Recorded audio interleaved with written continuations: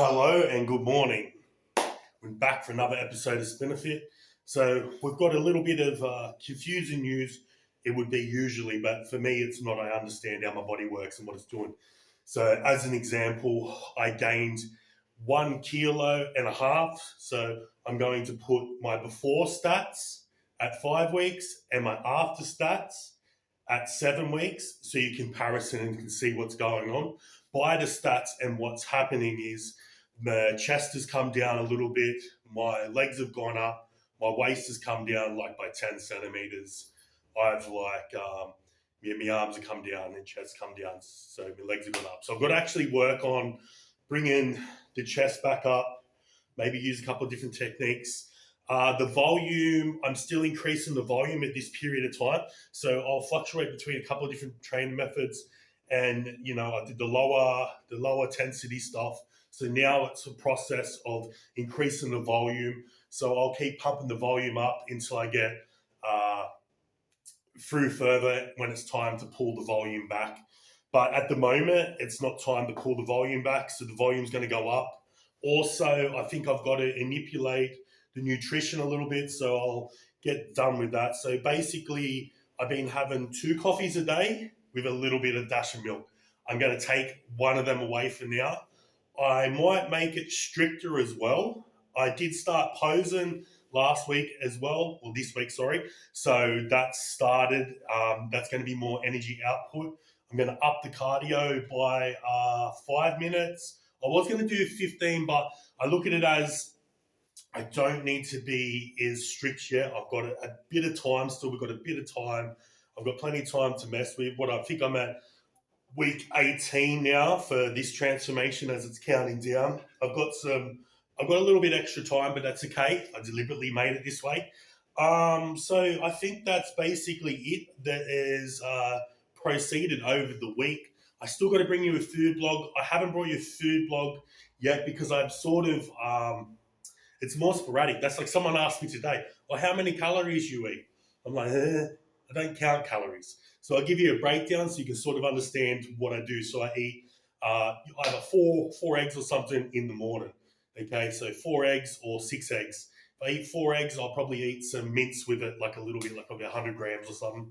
Then I might have a mince meal later in the day, a steak meal, a salmon meal. I'll have probably 2 chicken meals and maybe 2 or 1 proteins. So I'm anywhere to 7 to 6 meals. So I don't count it. What I do though is if I have the other amounts of fats due, so I can manipulate them over a longer period of time for say my body will preload fat, so then I can pull it back for 3 days if I want. I haven't really been fat cycling as much, but that's a method I can mess with as well. But what I have been doing is I will probably eat only 2 extra fat. I get extra fat from the meat, so like the steak, the other more saturated fats and other. But like my good fats, I'll have some nuts. I'll have some either avocado or something like along them lines. But they're only usually integrated, or macadamia nut oil in my cooking. I will usually integrate them only twice though, extra. So yeah, that's usually the structure. So it's pretty clean. It's not like far out there and bad with things. So that's what I mean. Technically, I don't have to count it. In the past, I'll switch back to a carbohydrate, like probably about 10 weeks in, because my body gets used to absorbing all the meat that I need to absorb. Then my appetite gets better. I'm unsure if I'm going to do that this time. I get my refeed technically today. So like I said, most people would be thinking, oh, it's not on track, but I need everything to work the same. So I still get 1 refeed. I don't know if I'm going to have some burger and a chip, or I'll have, I might just have some spaghetti bolognese, some pasta, something dense, or maybe even a pizza. I'll see. But it'll be just the 1 meal. And then it's back strict to the way that it was structured and explained. So at least structure what I'm doing. But what I will do is when I get even more closer, I will diverse it more and everything will be counted, measured exactly. At the present time, it doesn't need to measure. Like it says, as long as everything's going down, as you can see in the stats before, everything's perfect and on track. so we don't have a problem. It's going to be a little bit different with the Splinterlands stuff today for the Splinter Fit episode. So we're going to just get in. I might just talk a little bit of Splinterlands, have a battle, and just end it like that. Or I might talk something about Town Hall if I find something, because I haven't watched it yet. It's actually airing right now, but I will watch it soon, and I'll get back to you on that. Stay tuned for the content coming. Let's get it done. Anytime you move from being normal to trying to be exceptional, people aren't going to like that shit. Those normal people, it makes them feel like shit, so they're going to judge you. And nowadays, it's very easy to be a fucking coward. Why? We got Instagram and shit. Most folks don't tell you to your face. They go online, they post about it like cowards. Don't let cowards get in your fucking head. And last thing, make sure you do you. Stay hard. A man who acknowledges the role of pain in his journey doesn't merely survive it. He transforms it into the fuel that propels him forward. He sees each obstacle as a chance to learn and grow, using adversity as motivation to push himself further and achieve greatness. Stay with it. If it's important to you, stay with it. Keep on cultivating it. Slowly, slowly, but give yourself some time. Everything that happens too quickly, which is changing the status quo too quickly, first of all, it's not helpful for us, and it most of the time is also destructive. But if you really want something, I think this is the way. Slowly, steadily, wholeheartedly. Wholeheartedly meaning what? There is no doubt there. You are not doubting it. There's no doubt. It just means it hasn't manifested like in the way that is right in front of the eyes, but just because you don't see it doesn't mean it's not there.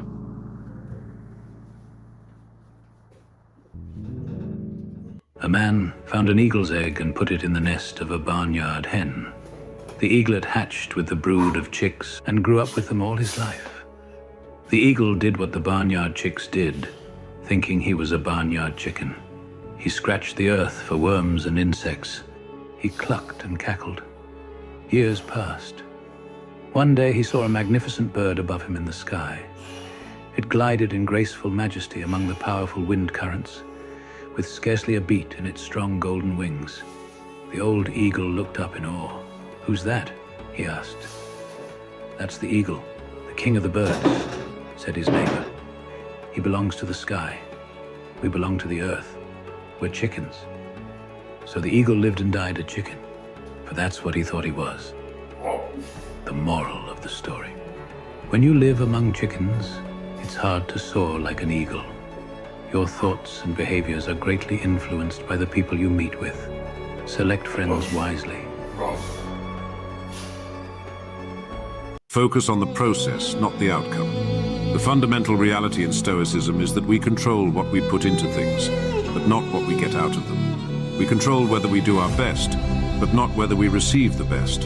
And that's why, as a Stoic, you focus on the process, not the outcome. Your goal is to try your very best, as that's what you control. If you lay your focus on the process, doing good and trying your best becomes its own success. It's all you can do. You succeed by doing your very best in the here and now. Therefore, today's Stoic rule is simple. Focus on what you can control. Let go of what you cannot. Someone out there is holding their breath, waiting for you to fail. Make sure they suffocate.